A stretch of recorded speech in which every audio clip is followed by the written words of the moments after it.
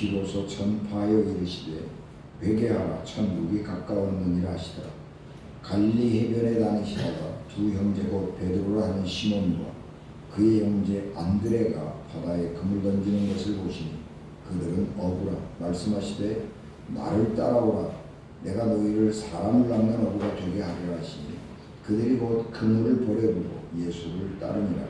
거기서 더 가시다가 다른 두 형제 곧 세베대의 아들 야고보와 그의 형제 요한이 그의 아버지 세베대와 함께 배에서 그물 깃는 것을 보시고 부르시니 그들이 곧 배와 아버지를 버려두고 예수를 따르니라. 예수께서 온 갈릴리에 두루 다니사 그들의 회당에서 가르치시며 천국 복음을 전파하시며 백성 중의 모든 병과 모든 약한 것을 고치시니 그의 소문이 온 수리아에 퍼진지라.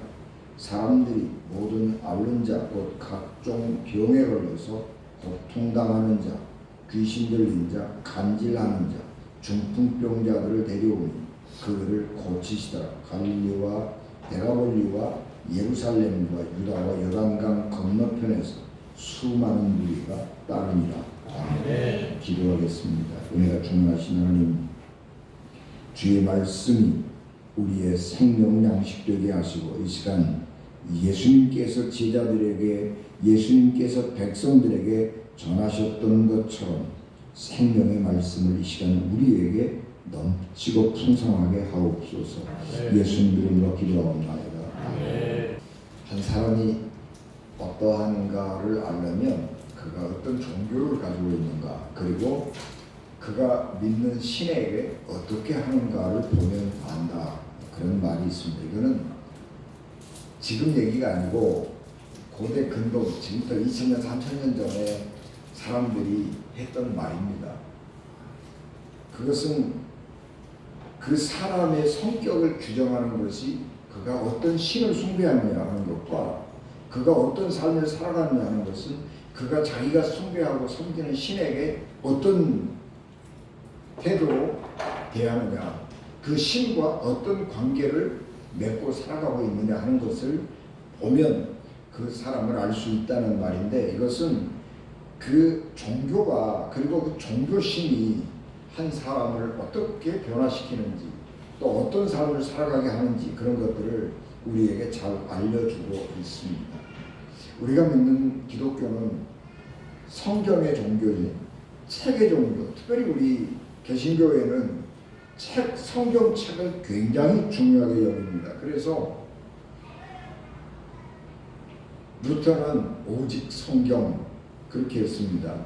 가톨릭은 달라요. 가톨릭은 전통이 성경보다 어쩌면 앞설 수 있어요. 왜냐 그러면 성경을 누가 규정했어요? 교회가 했다.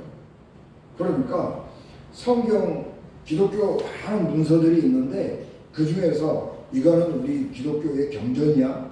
그리고 결정한 게 종교가 교회라고요.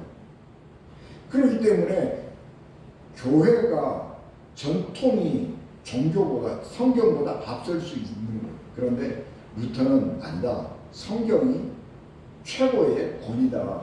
그렇게 하면서 성경을 앞세웠습니다. 그래서 우리 개신교는 체계 종교라고 그러는 거죠. 그런데 우리가 하나님의 말씀이라고 믿고 생명 양식이라고 받아들이는 이 성경은 주변 나라들의 신화들하고 비교해 보면 굉장히 다른 특별한 점을 가지고 있습니다. 성경에는 그런 얘기가 전혀 안 나타나지만 성경을 둘러싸 이스라엘을 둘러싸고 있는 주변 나라들의 신화들을 보면 반신, 반인, 반수 이런 괴물들이 나타나죠. 그래서 그 엄청난 힘과 권리, 권력 이런 거를 가지고 사람들을 지배하고 폭력으로 다스리는 거예요. 그 어마어마한 반신, 반인 그 권력을, 그 힘을 가진 사람 앞에, 존재 앞에 인간은 아무것도 아닌 거예요. 그래서 그냥 굴복하고 따라갈 수밖에 없는 그런 존재로 나타나고 있는데 비해서 성경은 아주 담백하게 하나님과 인간과의 관계만 나타나요. 성경에 보면 괴물이 없어요. 하나님, 인간, 그리고 하나님과 인간이 어떤 관계를 맺고 살아가느냐 하는 것만을 우리에게 드러내주고 있는 것입니다. 우리가 믿는 하나님은 폭력적이지 않아요. 우리가 믿는 하나님은 신인 동형론이라고 그러는 것인데 인간하고 비슷하게 생겼어요. 그래서 하나님은 인간을 창조하실 때에 우리의 형상을 따라 사람을 만들자 그런 거예요. 그래서 하나님과 인간이 비슷하다, 같다 그렇게 보는 거예요. 신과 인간은 차이가 있는 게 아니라 같은 존재. 그러면서 신과 인간이 관계를 맺고 교류하기 위해서는 정서가 필요해요. 감정이 필요해요. 그래서 신인 동형론이 아니라 신인 동감론이라고. 그래서 인간이 느끼는 감정을 하나님도 느끼고 하나님이 느끼는 감정을 인간도 느끼고 그래서 감정을 서로 이렇게 같이 느끼면서 교류하는 거예요. 그래서 신인 동감론은 신인 동형론 가운데 하나인데 그만큼 하나님이 우리 인간에게 있어서 독특한 것은 뭐냐 그러면 하나님이 살아있다고 하는 것은 뭐냐 그러면 하나님과 인간은 대등하게 서로 교류하는 거예요. 같은 생각을 가지고 같은 감정을 가지면서 교류하는 거예요. 그래서 우리 하나님은 살아있는 분, 인간과 대화하고 인간과 감정을 나누고 인간과 생각을 주고받을 수 있는 그런 관계로 우리에게 나타나주고 있는 것입니다. 주변 나라들을 보면 영웅들이 있죠. 영웅들. 힘도 세고 키골이 장대하고 그래서 전쟁에 나가서 모두 다 쓸어버리는 그런 영웅들, 장군들이 나오지만 성경에는 그런 탁월한 인간이 안 나와요. 하나님께서 아브라함을 부르시는데 아브라함이 대단한 무슨 능력을 갖고 있기 때문이 아니고 평범한 한 인간이에요. 그런데 하나님은 그 평범한 한 인간을 불러내서 이제부터 나하고 너하고만 살자. 나는 너희 하나님이 되고 너는 나의 백성이 되고 그렇게 계약을 맺으면서 동등하게 살아가는 것입니다. 인간이 사는 세상은 부족함도 있고 부조리도 있고 그런 거예요. 우리가 살아가는데 그거는 어쩔 수 없는 거예요. 여러분 창세기의 에덴 동산에 또 가인과 아벨의 이야기 이렇게 보면 그게 우리 삶이라고. 이 세상에는요 그런 불평등이 있어요. 남편과 아내 사이의 불평등, 또 수고해야 되고 고통을 느껴야 우리의 삶을 지탱해가는 그런 거, 우리 일을 하고 먹고 살기 위해서는 이 가시밭 엉겅퀴가 있는 땅을 일구어서 수고하고 애써야 먹고 살. 그게 우리 인간의 현실이에요. 어느 누구도 이마에 땀 흘리지 않고 수고하지 않고 인생을 살아가는 사람은 없어요. 가인과 아벨, 가인이 아벨을 죽이잖아요. 이것은 우리 형편, 우리 가정 안에 이런 시기와 질투가 있고 이런 경쟁 관계가 있는 거예요. 그게 우리예요. 가인의 후예들이 우리는. 그래서 그런 것들, 시기하고 질투하고 분쟁하고 서로 높아지기 위해서 다투고 아웅다웅하고 그렇게 살아가는 거예요. 그럼에도 불구하고 그런 현실을 가지고 그러기 때문에 우리는 하나님 앞에 나갈 수 없는 존재야. 그게 아니고 그럼에도 불구하고 하나님과 우리는 여전히 또 관계를 맺고 살아가고 하나님과 소통하면서 그렇게 살아가는 거예요. 그게 성경이 우리에게 가르쳐주는 인생이에요.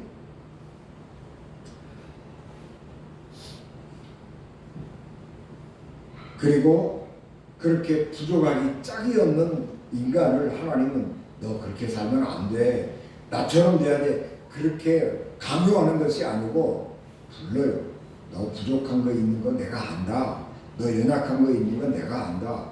그럼에도 불구하고 그러기 때문에 더욱더 우리가 서로 아름다운 관계를 맺고 살아가자. 그렇게 초청하는 것이 성경이고 하나님이시고 우리가 믿는 믿음이에요. 오늘 우리가 운동한 말씀은 예수님의 초기 사역을 기록하고 있는데 마태복음 3장은 세례 요한의 활동을 기록하고 있습니다. 세례 요한이 요단강가에서 회개하라. 회개하지 않으면 도끼가 지금 나무뿌리에 놓여 있는데 잘라버릴 거야. 그렇게 무시무시한 말을 하면서 회개하라. 그리고 선포했습니다. 그러니까 사람들이 두려워서 세례 요한에게 가서 죄를 회개하고 회개했다고 하는 표식을 세례를 받았습니다. 4장에 오면 예수님께서 세례를 받으시고 40일 동안 광야에 금식하신 이야기가 기록되어 있고 예수님이 40일 광야에서 금식기도 하신 후에 집에 가셔서 쉬었거든요. 집에 가셔서 몸조리도 하고 쉬고 휴식을 하고 그러고 있었는데 예수님 귀에 세례 요한이 체포를 당했다는 소식이 들려옵니다. 그러니까 세례 요한이 체포되었다고 하는 소식을 들으신 예수님은 나사렛에서 몸조리하고 회복하고 계시다가 그 이야기를 듣고 갈릴리로 거처를 옮겨갔습니다. 그런데 갈릴리로 거처를 옮겨가시는데 어디로 가느냐 그러면 가버나움이라고 하는 곳에 가시요. 가버나움은 우리 이사야 선지 오늘 성경 우리가 봉독은 안 했습니다만은 스불론과 납달리 지파의 땅입니다. 스불론과 납달리 지파는 아시리아에 의해서 이 포로로 잡혀가 버렸고 그 빈 땅에 이방인들이 많이 들어와서 살고 있었습니다. 그러니까 이 스불론과 납달리 땅 그곳은 가버나움은 이방인들이 많이 살고 있는 사람들이 곳이고 거기에는 이교도의 문화 또 외국 문명, 문물 이런 것들이 많이 들어와 있는 거예요. 그래서 유대인들은 그곳 잘 안 가요. 그리고 그것은 하나님의 말씀을 따라 살지 않는 사람들이라고 해서 멸시하는 사람들이 살고 있는 곳입니다. 그런데 갈릴리라고 하는 지역의 전체는 그 땅이 굉장히 비옥하고 갈릴리 호수에서 나오는 물고기가 많잖아요. 그러니까 농사도 잘 되고 그리고 이 물고기를 잡아서 훈제를 해가지고 예루살렘에 팔았거든요. 그런데 이 훈제 물고기가 굉장히 비쌌어요. 그렇기 때문에 이 굉장히 부유하고 풍요로운 곳인데 이 지주들은 다 예루살렘에 살고 있는 거예요. 그러니까 예루살렘에서 이 갈릴리에서 농사짓고 사는 사람들은 소작농들이 일은 열심히 하지만 가난한 거예요. 그래서 이 갈릴리 지역은 언제나 불평불만이 많은 곳, 그래서 늘 반란이 자주 일어나는 곳, 뭐 그런 것이 갈릴리 지역인데 가버나움 지역인데 예수님은 그곳에 가셔서 하나님 나라를 전파하시고 그곳에 소외된 사람들을 돌보시는 것으로 예수님의 사역을 시작한 것입니다. 예수께서 왜 세례 요한이 체포당했다고 하는 소식을 들은 다음에 복음 사역에 나서시느냐 그러면 예수님의 체포는 이 세례 요한의 체포는 예수님에게 있어서 하나님께서 이제 이 사역을 시작해도 좋다라고 하는 사인으로 느끼신 거예요. 이게 터닝 포인트라고 하는 것인데, 전환점이라고 하는 것인데, 어떤 사람에게는 그것이 한 사건일 수도 있고 어떤 사람에게는 그것이 지리적인 구별일 수도 있는 거죠. 이스라엘 백성들이 광야 40년을 살고 모압 평지 끝에 왔어요.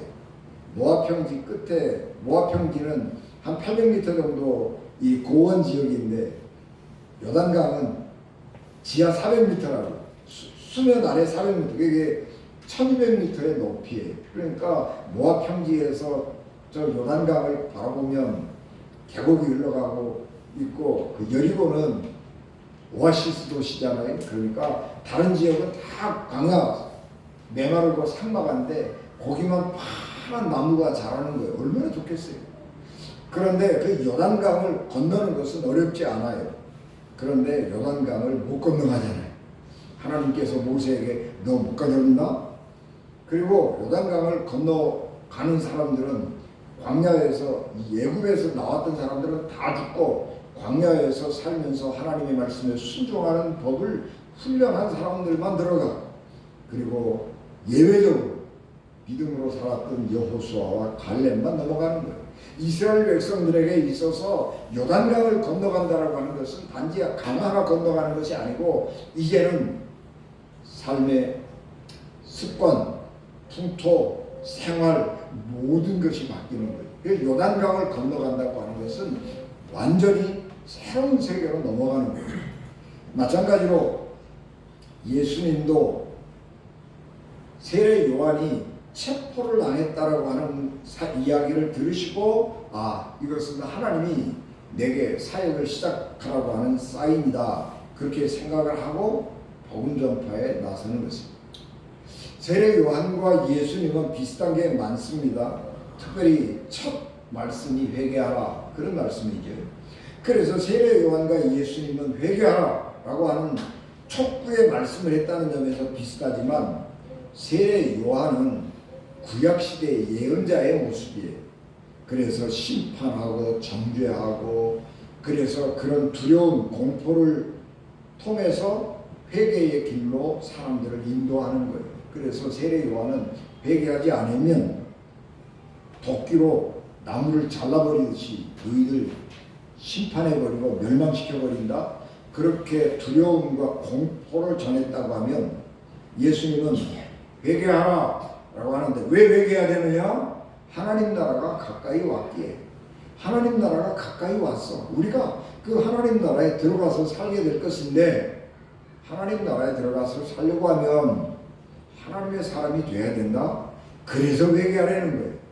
하나님이 우리를 심판하시고 벌 주시고 두렵기 때문에 회개하고 새로운 삶을 살아야 하는 것이 아니라, 하나님이 우리에게 주시는, 하나님이 우리에게 보내주시는, 하나님이 새롭게 우리 앞에 열어가시는 새로운 세상이 열리는데, 그 새로운 세상에 들어가서 살려고 하면 새로운 사람이 되어야 된다. 그래서 회개해라 라고 하는 거예요. 그래서 세례 요한의 회개와 예수님의 회개는 전혀 다른 원인에서 촉구하는 것입니다.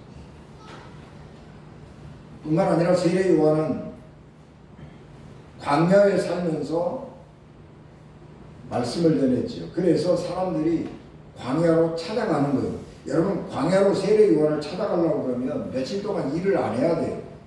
일을 할 수가 없어요. 그러면 누가 찾아가는 거예요? 며칠 동안 일 안 해도 먹을 것이 있는 사람들이 가는 거예요. 하루 걸어서 하루 먹는 사람들은 거기 갈 수가 없어요. 건강한 사람이나 가는 거지, 병들고 약한 사람은 못 가는 거예요. 그런데 예수님은 광야에서 나한테 오라 그런 게 아니고, 소외되고 또 버림받은 사람들이 살고 있는 그 땅으로 가는 거예요. 그 땅에 가서 직접 사람들을 찾아가는, 아프고 병들고 약한 사람들을 찾아가서 그들에게 위로하고 천국 복음을 전하고 그들의 약함을 친히 고쳐주시고 회복시켜 주시는 것입니다. 그래서 그 공동체 안에서 공동체의 건강한 일원으로 살아갈 수 있도록 도와주시는 것입니다. 그런 점에서 예수님과 세례 요한은 굉장히 많은 차이점들을 가지고 있습니다. 예수께서 사역을 시작하시면서 제자들을 부르셨는데 예수님은 제자가 될 만한 사람을 선별하지 않으셨어요.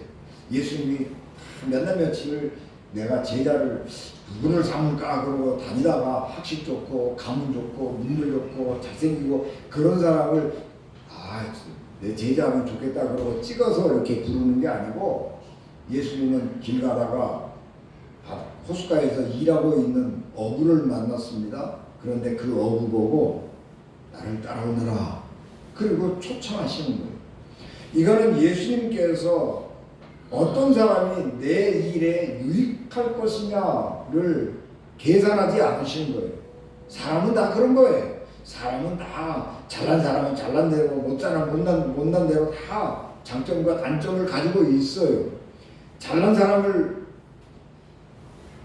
저 사람이 내게 유익할 것 같다고 이렇게 선별을 해서 부르면 유익이 된 것도 있겠지요. 그러나 그 사람이 가지고 있는 또 다른 면들이 있어요.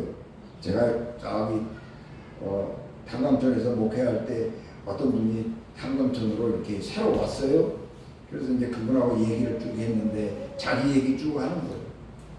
잘난 며느리를 두었더니 잘나게 자기를 구박하고 못난 며느리를 얻었더니 무식하게 자기를 구박하느냐.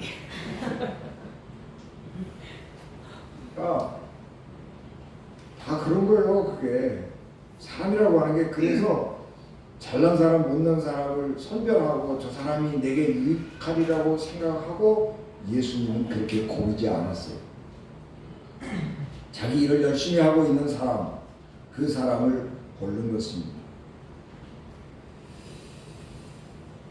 이 갈릴리 호수에서 고기를 잡는 어부들이 사용하는 그물은 투망이었어요. 투망. 그러니까 쫙 던져서 쭉 펴지면서 이렇게 그물이 내려가 고기를 잡는 거죠. 투망은 고기를 선별하지 않아요. 그냥 그물 밑에 있는 거 모조리 잡아 올리는 거예요. 요즘에는 안 그렇잖아요. 낙지 잡은 그 그물은 따로 있고 꼴뚜기 잡는 그물 따로 있고 다 그러잖아요. 지금은 고기를 선별해서 잡는 거예요. 그런데 안 그래요. 옛날에는 그렇지 않았어요. 그런 기술이 없었어요. 그러니까 그물 던져서 그 그물 아래에 있으면 그 고기는 모조리 가져오는 거예요. 예수님은 가다가 나를 따라오너라, 만난 사람을 나를 따라오너라 그렇게 부르시고 따라오는 사람을 제자를 삼으셨습니다. 그리고 그들에게 새로운 일을 맡기시는데 지금까지는 너희가 고기를 잡는 일을 했는데 이제부터는 사람을 잡는 일을 할 거야 그러는 거예요. 근데 이 하나님 예수님의 제자된 사람들이 사람을 낚는 일을 하는 것은 선별하는 거 아니에요. 저 사람은 참 교회에 나왔으면 교회에 덕이 될 텐데 교회에 유익할 텐데 저 사람 정말 돈 많은 사람인데 저 사람이 헌금을 해갖고 우리 교회를 헌금해서 하면 우리 교회가 갑자기 재정이 늘어나가지고 얼마나 좋을까 이런 계산하지 않고 전도한단 말이에요. 교회가 가지고 있는 특징이고 하나님 나라가 가지고 있는 특징입니다.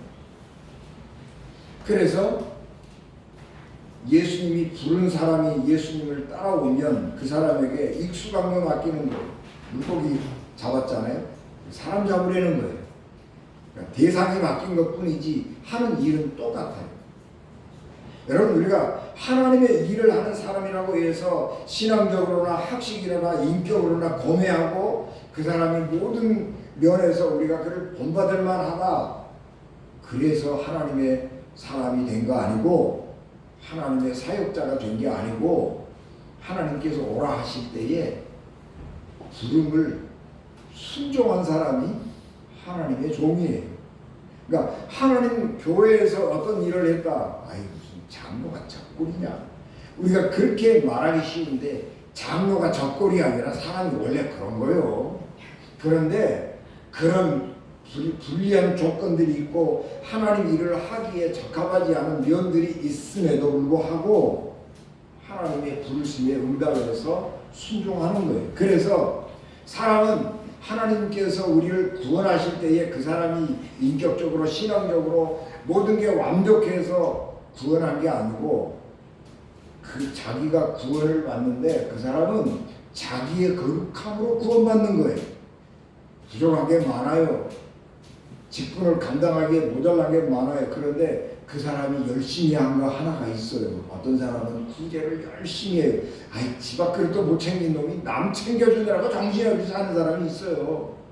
어떤 사람은 행실은 개똥 같은데 기도를 열심히 하는 사람도 있어요. 아이고, 저 사람 기도 열심히 해갖고 뭔 기도하는 거야? 우리가 그렇게 생각하는 사람이 있어요. 그런데 그 사람은요, 기도하는 게 사명이라고 열심히 기도해. 그리고 삶을 어떻게 사는지 잘 몰라. 그래도 하나님은 기도하고 삶이 일치하지 않기 때문에 넌 지옥과 그런 게 아니라는 거예요. 하나님은 그거 하나 보고 구원하시는 거예요. 여러분, 우리 기독교 역사에서 성인이라고 하는 사람들이 전부 다 훌륭하고 완벽하고 그래서 성인 되는 거 아니에요. 성인들 가운데는요, 정신적으로 문제가 있는 사람 굉장히 많아요. 그럼에도 불구하고 그는 하나님 말씀 안에서 혼신의 노력을 기울여서 말씀대로 살았기 때문에 성인이라고 하는 칭호를 받는 거예요. 여러분, 우리가 예수 그리스도를 믿는다고 그래서 모든 게 다 좋아지는 거 아니에요. 자기가 가지고 있는 단점, 약점을 다 그대로 가지고 있는 거예요. 그러면서도 하나님이 나를 부르시고 하나님이 내게 이거를 맡겨주셨다라고 생각되는 그 일에 최선을 다해서 헌신하고 그 일을 위해서 노력하는 거예요. 그러면 하나님은 그 일을 통해서 영광 받으시고 하나님 나라가 확장되고 또 누군가는 그분의 그런 사역을 통해서 힘을 얻고 용기를 얻고 새 힘을 살아가고 하나님의 사람으로 변화돼 가는 거예요. 물론 우리가 그런 단점을 가지고 있는 것이 당연하다. 그래, 내가 어쩌라고 그렇게 하자는 게 아니고, 우리는 하나님의 사람이 되었으면 섬기는 사람으로서 섬기는 대상을 닮아가야지. 사람은 숭배하는 대상을 닮는 거예요. 그래서 판사는 항상 자기 와이프에게 증거 내시오 그렇게 얘기하는 거예요. 그게 검사는 자기 부인에게 돈을 주고 당신 어디다 써서 영수증 가져와 그러는 거예요. 다 직업대로 사는 거예요. 그게 자기가 숭배하는 대로 숭배하는 대상을 닮아가는 거예요. 그러니까 우리가 하나님의 백성이 되었으면 하나님을 닮아가기 위해서 애쓰고 노력해 가는 것이 당연한 것이지만, 그렇다고 그래서 하나님을 다 닮아가지 못하는 거예요. 왜냐하면 인간은 너무나 한계가 많고 부족한 것이 많기 때문에 그게 우리 현실이에요. 그러나 그 현실을 우리가 인정하고 그럼에도 불구하고 하나님이 내게 주신 일에 최선을 다하고 그러면서 하나님을 닮아가는 일에 노력을 해야 하는 것입니다. 그런데 다른 사람을 우리가 볼 때에는 나는 그렇게 노력을 해야죠. 근데 다른 사람을 볼 때는 그것 때문에 비판하지는 말자 그런 거예요. 그래서 다른 사람에게 우리가 보기에 그래 그러냐 그런 게 있지만, 하나님은 그것 단점 때문에가 아니고 그가 하고 있는 거룩한 일 그것 때문에 하나님은 그걸 귀하게 여기시는 거예요. 그러니까 아까 제가 말씀드린 것처럼 사람은 자기의 거룩함으로 구원을 받는 거예요.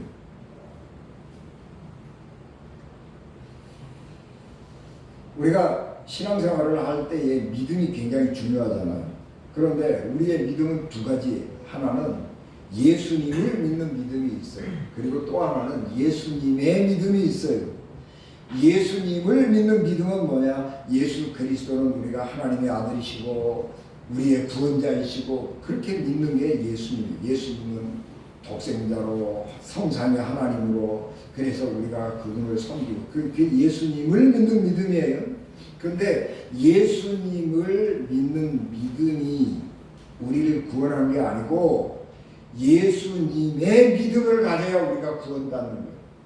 예수님의 믿음은 뭐냐? 예수님이 어떻게 신앙생활을 했는가를 보고 예수님처럼 신앙생활을 하는 거예요. 예수님은 하나님의 아들이지만 우리에게는 신앙의 본이에요. 본. 믿음의 선생님이라고요. 그러니까 어떤 사람이 믿음이 좋으냐 그러면 예수님이 하나님을 섬겼던 것처럼 신앙생활을 하면 믿음이 좋은 거예요. 그게 예수님의 믿음이에요. 예수님이 하나님을 어떻게 섬겼어요? 어떻게 순종했어요? 하나님의 본체지만 하나님의 본체라고 빡빡 우기고 주장하지 않고 종의 형체를 가지고 세상에 오셔서 맞아졌는데, 하나님이 십자가에 죽으라고 하니까 십자가에 죽기까지 했는데, 그게 예수님의 믿음이에요. 우리도 그런 예수님을 믿어야 돼요. 예수님이 믿고 순종했던 그 믿음을 우리도 본받아야 하는 것입니다. 우리는 하나님을 믿는 사람이지만 또한 동시에 예수님을 믿는 사람이에요. 예수님을 믿는 거죠.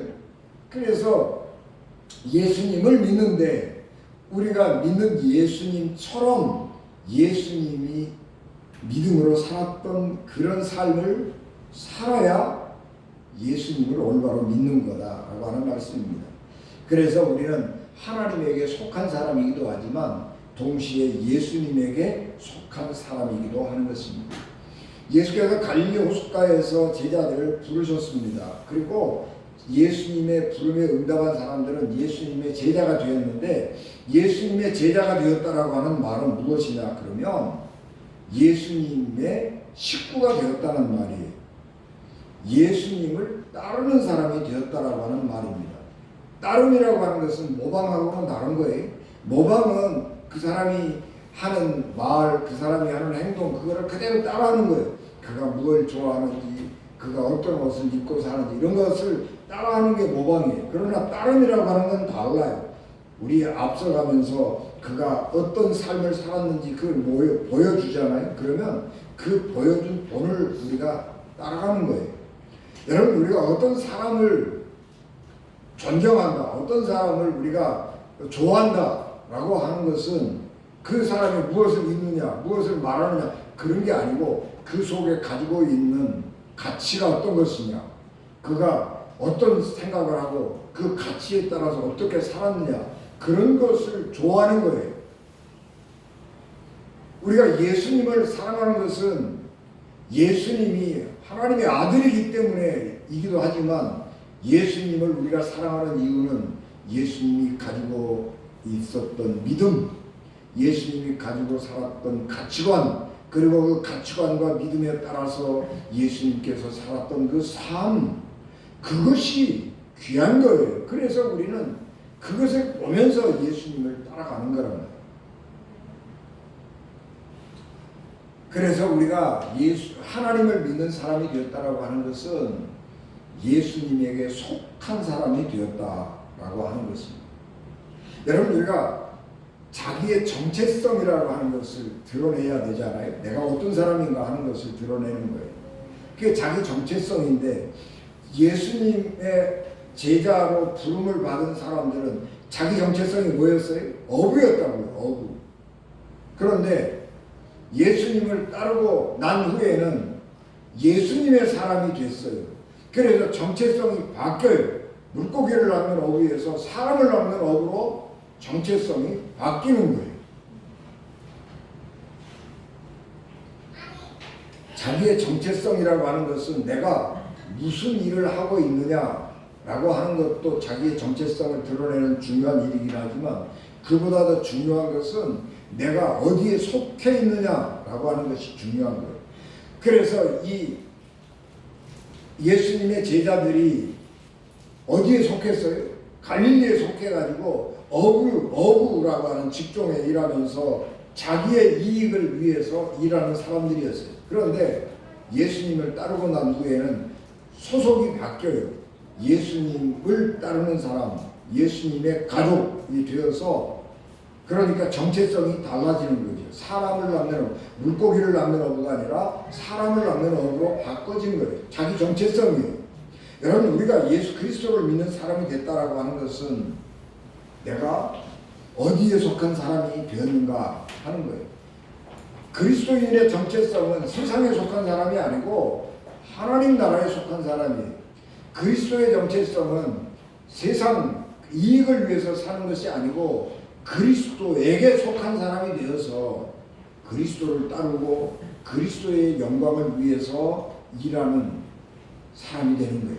예수 그리스도께서 이 세상의 모든 사람들을 구원하시기 위해서 일하였던 것처럼 하나님의 사람들은, 예수님께 속한 사람들은 세상 많은 사람들을 할 수만 있으면 구원시키기 위해서 일어나는 사람이 된 거예요. 그게 우리 그리스도인들이 가져야 될 정체성이고 그리스도인들이 갖는 정체성인 것입니다.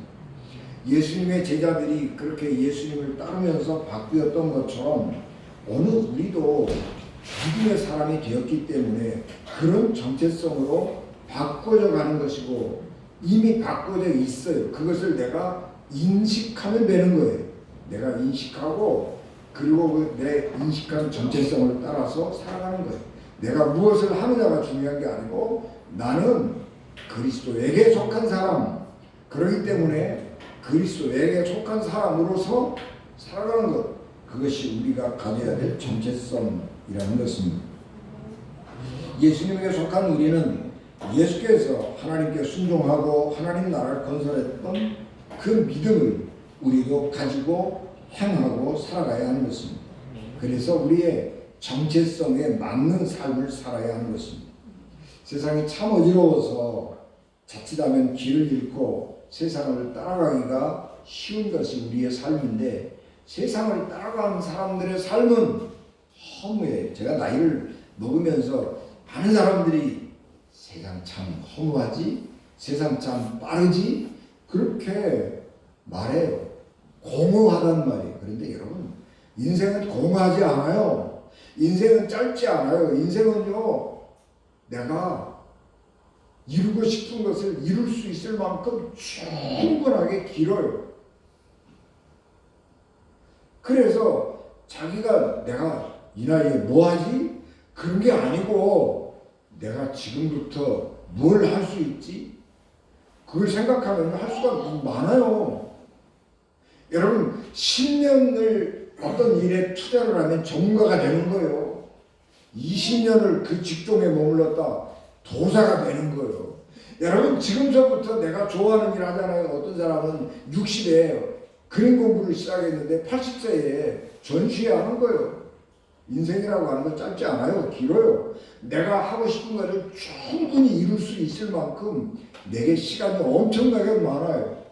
그 많은 시간 동안 우리가 할 일들이 너무너무 많다고요. 근데 그 많은 일들 중에서 우리의 정체성에 맞는 삶을 살아가는 것이고 그렇게 할 때에 세상에 휘둘리지 않고 세상 따라가다가 허무한 삶을 살지 않고 우리의 삶을 올곧게 살아갈 수가 있는 것입니다. 예수님을 바라보고 예수님을 따라가면서 이 세상에서 빛과 소금으로 살아가는 하나님의 사람 되시기를 예수 그리스도 이름으로 축복합니다. 기도하겠습니다. 은혜가 충만하신 아버지 하나님, 저희들에게 은혜 주시고 능력 주시기를 원합니다. 우리의 인생이 허무하다고 해안에 새 것이 없다고 낙심하지 말게 하시고 하나님께서 우리를 인도하시는 새 길을 가게 하시고 하나님께서 우리에게 새롭게 부여해 주시는 자부심, 하나님께서 우리에게 새롭게 부여해 주시는 희망, 소망 속에서 우리의 삶을 하나님 나라에 이를 때까지 살아가는 저희들 되게 하옵소서. 우리 주님 예수 그리스도 이름으로 기도하옵나이다. 아멘.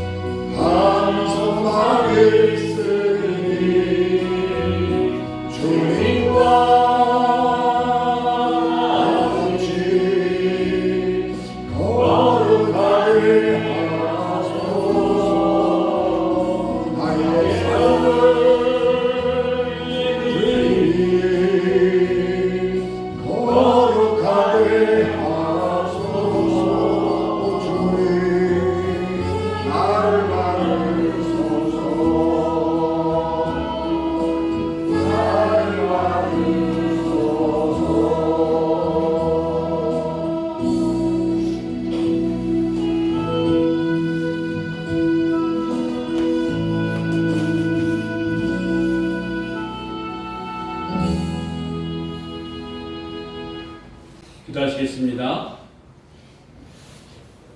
지금은 교회 머리가 되시며 회개로 부르시고 제자로 세우셔서 새로운 정체성으로 살아가게 하시는 우리 주 예수 그리스도의 은혜와 육신의 조건이나 세상의 기준이 아니라 하나님의 부르심으로 우리를 택하시고 오늘도 하나님의 자녀로 제자로 살아가도록 정체성을 세워주시는 하나님 아버지의 크고 놀라우신 사랑하심과 세상의 소리에 흔들리지 않게 하시고 그리스도 안에서 받은 부르심과 사명을 기억하게 하시며 삶의 자리에서 주님을 따르는 제자로 살아가게 하시는 성령님의 감동감화 교통 충만하심이 이제 회개로 새 길에 서서 자기의 정체성을 주님 앞에 형성하며 가정과 교회와 세상 가운데서 부르심에 합당한 삶을 살기로 결단하는 은진교회 오늘께 모든 성도들과 저들의 가정과 저들의 직장과 저들에게 주신 기업과 삶의 자리 위에 또한 지친 마음과 약해진 육신으로 회복을 소망하며 주의 손길을 기다리는 성도들과